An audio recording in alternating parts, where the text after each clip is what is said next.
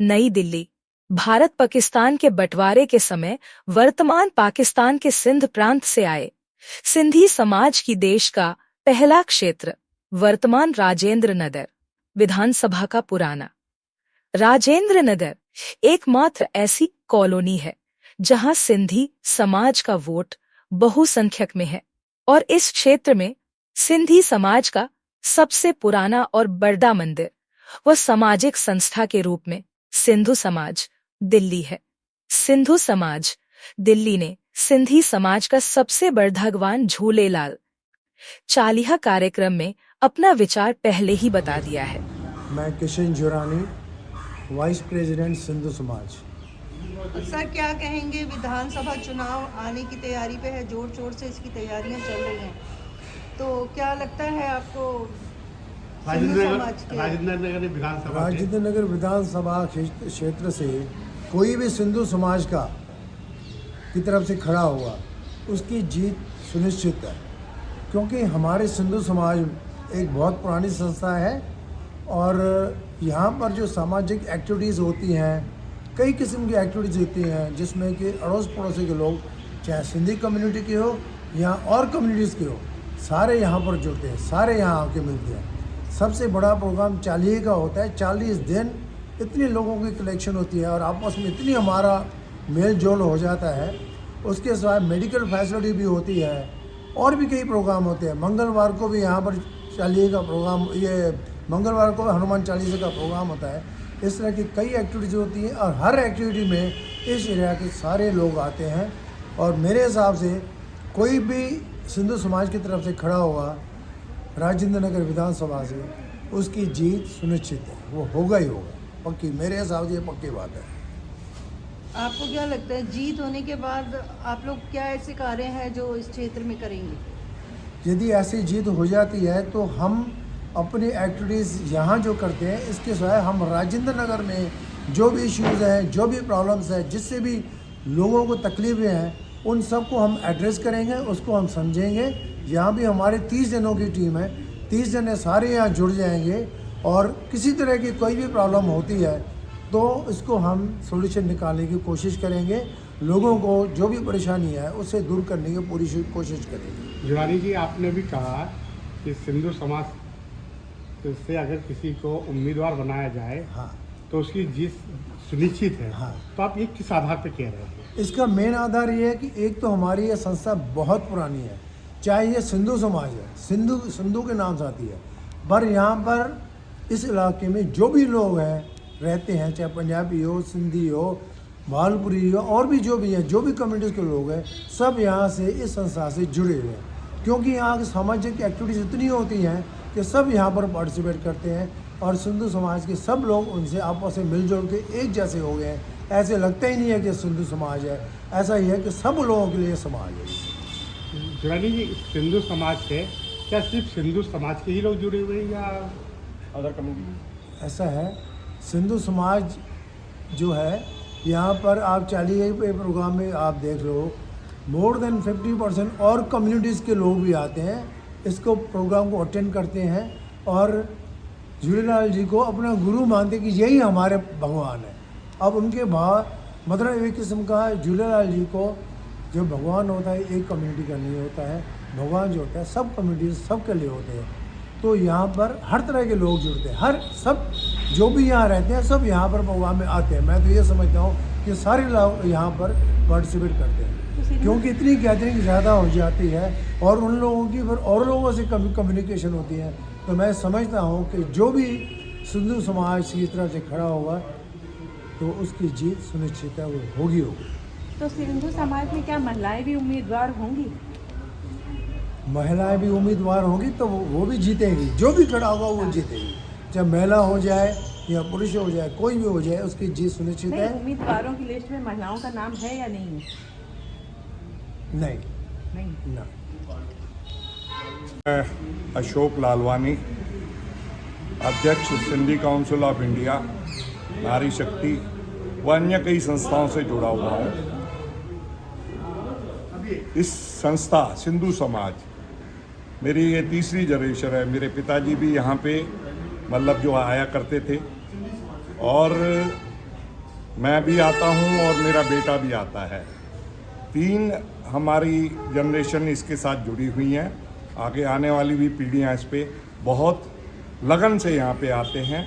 बहुत अच्छे सामाजिक कार्य, देश सेवा में और गरीब लोगों की सेवा में, मेडिकल फैसिलिटीज़, हर तरह की फैसिलिटीज़ उपलब्ध है यहाँ पे। और हर जितनी भी टीम है सिंधु समाज में, जितने भी लोग जुड़े हैं, करीबन 14 से 15 हज़ार यहाँ के मेंबर हैं। हर व्यक्ति हिंदू, सनातनी हिंदू, सिंधी, भाषा से सिंधी हैं, लेकिन कई हिंदू परिवारों को जोड़ा हुआ है। और समस्त राजेंद्र नगर, समस्त विधानसभा के लोग यहाँ आते हैं और बड़े चाव के साथ यहाँ पे हर कार्यक्रम में शामिल होते हैं। और जो है इस सिंधु समाज का नाम यहाँ केवल इस विधानसभा में नहीं, पूरे हमारे भारतवर्ष में विख्यात है। बहुत अच्छे लोग जानते हैं कि सिंधु समाज दिल्ली, सब इसको नाम से ही पहचान है। और लोग जो है यहाँ पे, कई लोग जो है जो हॉस्पिटल में इलाज करवाने आते हैं, वो उनको भी हम सहारा देते हैं। और यहाँ पे रहने की व्यवस्था है, खाने पीने की व्यवस्था है। तकरीबन हर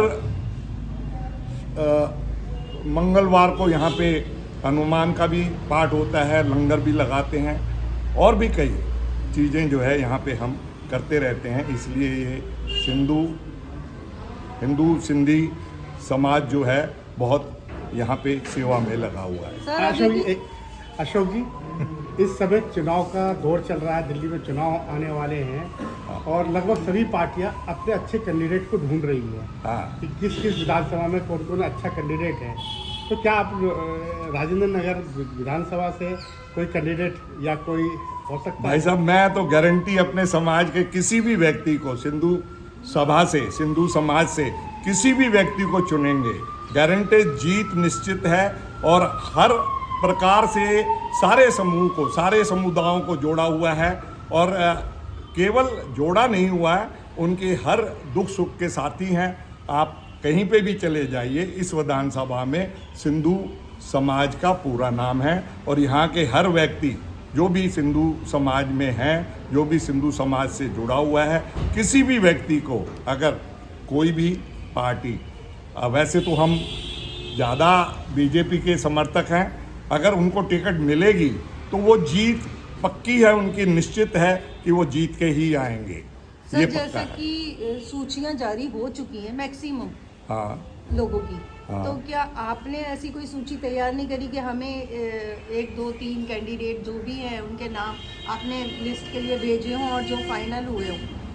नहीं, ऐसी सूची जो है हमारी सारी संस्थाओं ने मिलके पहले से भेजी हुई है। और इस बार काफ़ी प्रयास भी किया है, कई मीटिंगें भी हुई हैं, प्रेस कॉन्फ्रेंस भी हुई हैं।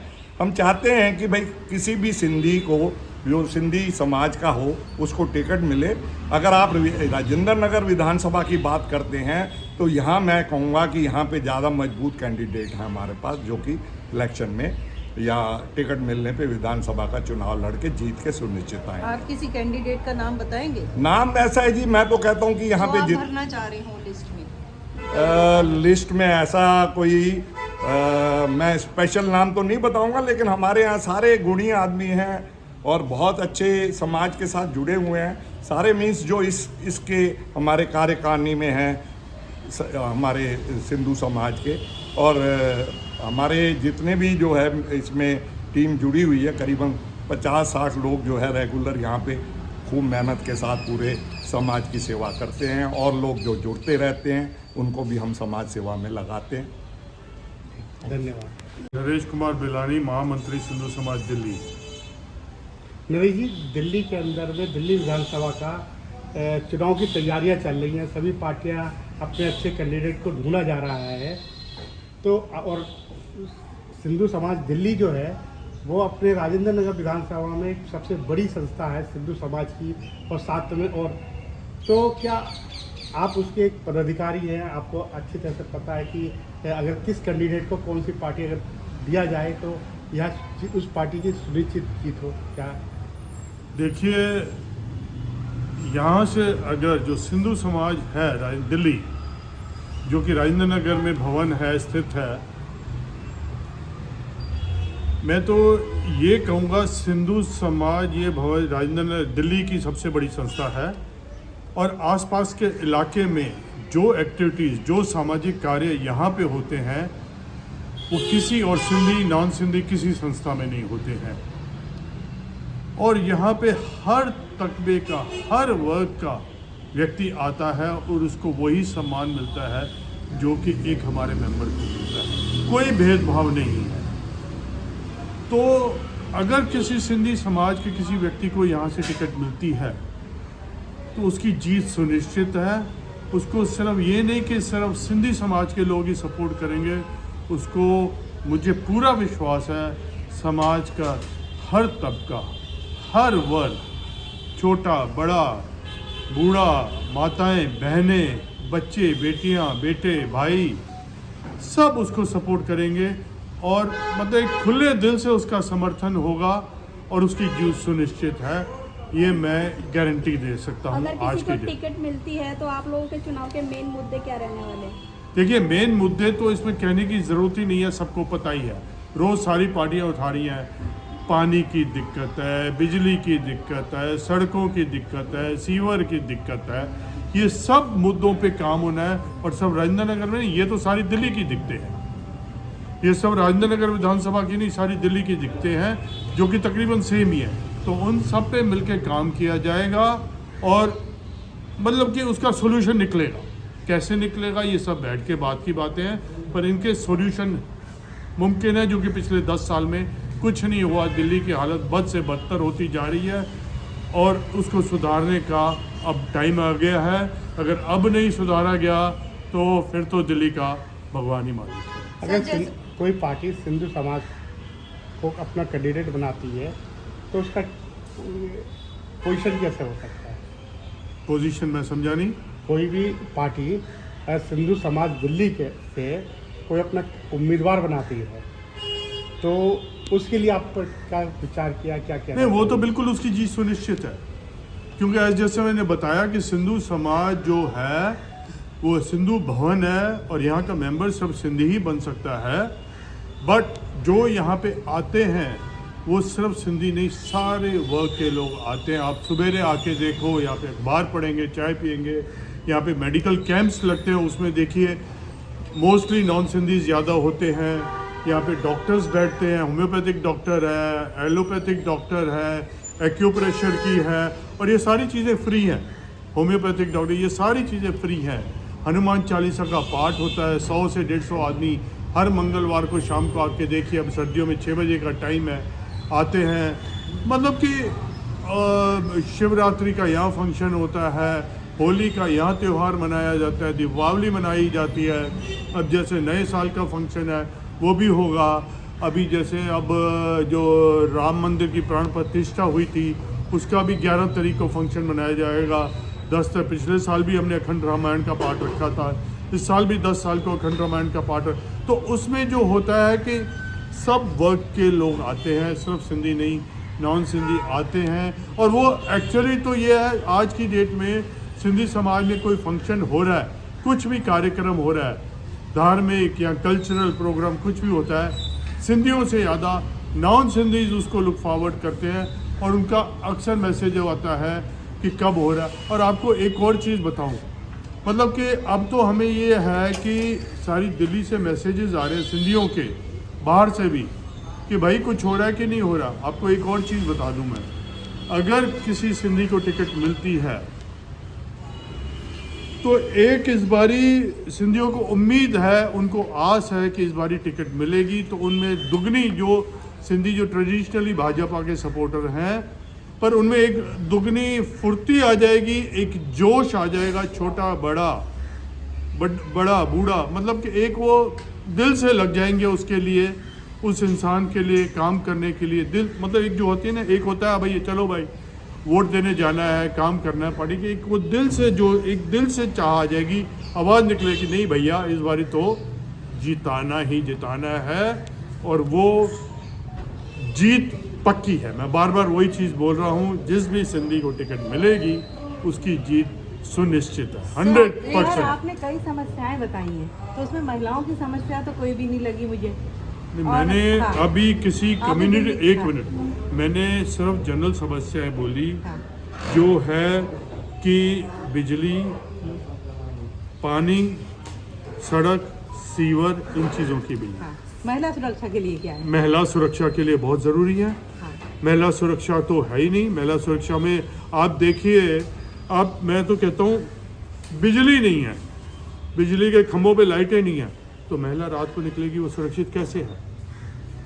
महिला क्या, हम भी सुरक्षित नहीं है। अगर बिजली की सड़कें ठीक है, सड़कें ठीक है, बिजली रोशनी ठीक है सड़कों पे, तो कोई भी किसी भी महिला को कुछ करने में आदमी 4 बारी सोचेगा। तो आपकी लिस्ट में कोई महिला सर उम्मीदवार जैसे है या कि नहीं? हाँ, मैंने क्या बोला, कोई भी सिंधी समाज से महिला पुरुष की बात ही नहीं है। इसमें कोई भी महिला भी खड़ी हो सकती है, कोई पुरुष भी नहीं, खड़ा हो लिस्ट सकता अभी बन तक गई होगी फाइनल ना? नहीं हुआ मतलब। है। नहीं, अभी कोई फाइनल नहीं हुआ, अभी तो ये तो कोई फाइनल नहीं हुआ। चलिए।